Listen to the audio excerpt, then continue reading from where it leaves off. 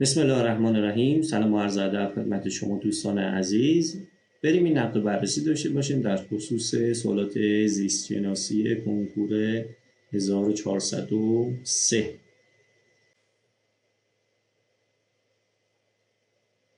یک، کدام ویژگی یافته‌های کوتاه سازنده آوند چوبی را، یعنی عناصر آوندی را، از یافته‌های بلند این آوند متمایز می‌کند؟ جمع یعنی تراکئید ها متمایز می‌کند. یک، لیگنین در دیواره آنها به شکل‌های متفاوتی قرار می‌گیرد که این عبارت ویژگی هر دو تا سلول است و رد میشه. دو، از عرض به هم متصلند و لوله پیوسته‌ای را به وجود می‌آورند که این ویژگی منحصراً برای عناصر آوندی است و درسته. سه، رشته‌های سیتوپلاسمی از درون سوراخ‌های دو انتهای یافته عبور می‌کنند. توجه کنید این دو تا سلول مرده هستند و سیتوپلاسم ندارند. چهار، جریان شیره خام از یافته به یافته دیگر فقط از طریق منافذ لان صورت می‌گیرد که این عبارت در خصوص عناصر آوندی نادرسته و مربوط به تراکئیدها هست. جواب تست هم میشه گزینه 2.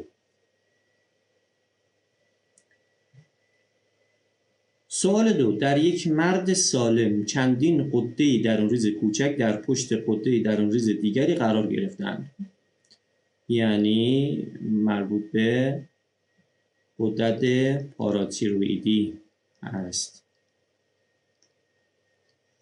کدام مورد درباره این غدد کوچک درست است؟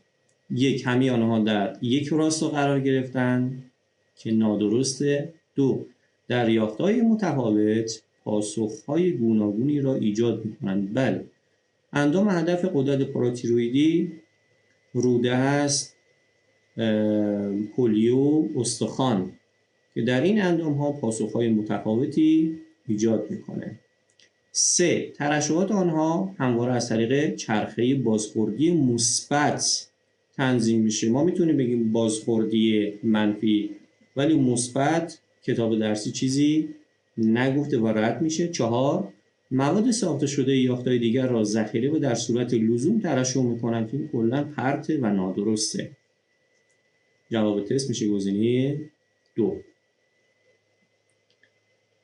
3، مطابق با اطلاعات کتاب درسی و با توجه به فرایند تنظیم بیان ژن در عرصه یوکاریوت‌ها در مرحله رونویسی کدام عبارت نادرست است؟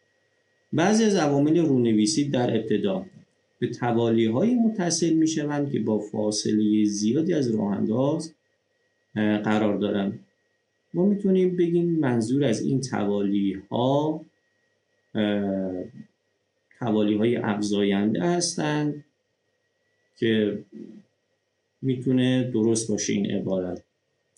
2، همه عوامل رونویسی سرانجام با قرار گرفتن در کنار یکدیگر سرعت رونویسی رو افزایش میدن.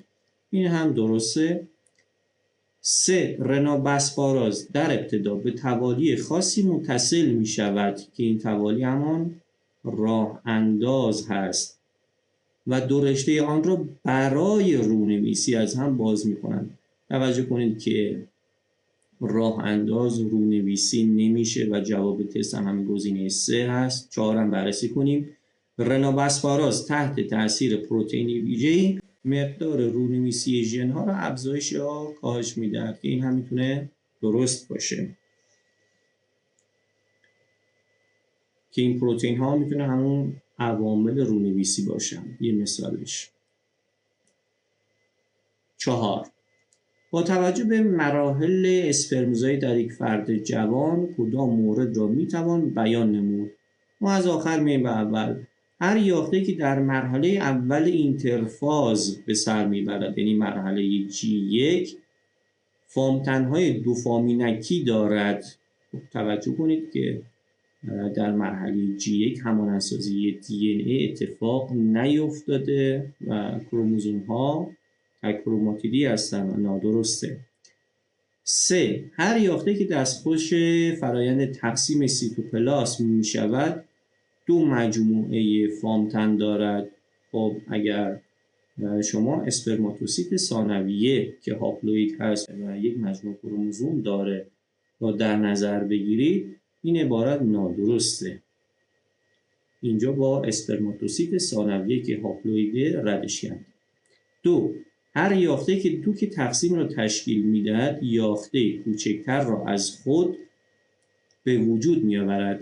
از نظر علمی اسپرماتوسیت اولیه از اسپرماتوگونی بزرگتره و این عبارت رو ردش کنیم یه جورایی. 1. هر یافته که اتصال سیتوپلاسمی خود را با یافته‌های دیگر قطع می‌کند تاژکدار است. اینو میتونیم درست در نظر بگیریم، ولی یه اشکالی است. توجه کنید در زمان تمایز اسپرماتید به اسپرم اول جدا شدن اتفاق میفته، سپس تاژکدار شدن و این برعکس در نظر گرفته و از نظر ما 4 تا عبارت نادرسته، حالا چه از نظر کتاب درسی چه از نظر علمی، ولی سازمان سنجش گزینه 1 رو اعلام کرد. 5. در خصوص بخشی که رابط بین بند ناف و دیواره رحم است. خب اینجا منظورش جفت است. کدام مورد یا موارد زیر را میتوان بیان نمود؟ این یکی از سوالات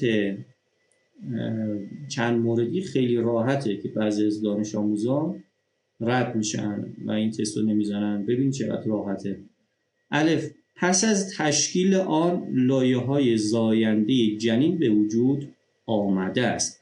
توجه کنید همزمان با تشکیل جفت لایه‌های زاینده هم تشکیل میشوند. پس این عبارت نادرسته. ب. خون مادر و خون جنین در آن با هم مخلوط میشوند. توجه کنید که کوریون نمیذاره خون مادر و خون جنین با هم مخلوط بشن. خب تا اینجا الف و ب نادرسته. میریم سر وقت گزینه ها. ب که نادرسته، الف و ب هم نادرسته، تو اینجا هم الف داریم و نادرسته و جواب تست میشه گزینه 2. بریم عبارات جیم و دال هم بررسی کنیم. از کوریون و بخشی از دیواره رحم منشأ گرفته که بله جفت همون کوریون و بخشی از دیواره است. دال پیک شیمیایی آن که اینجا اشاره میکنه به هورمون HCG از نظر عملکرد به یکی از ترشحات هیپوفیز شباهت داره، مثلا با هورمون LH شباهت داره که این هم درسته.